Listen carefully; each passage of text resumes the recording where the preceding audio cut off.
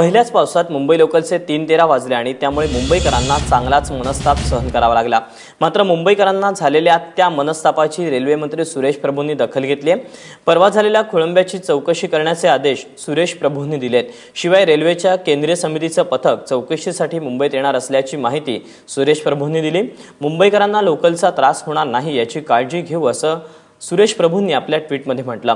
मात्र सुरेश प्रभूंनी केवळ चौकशी करून मुंबईकरांचा मनस्ताप कायमचा संपणार आहे का असा सवालही आता उपस्थित केला जातोय।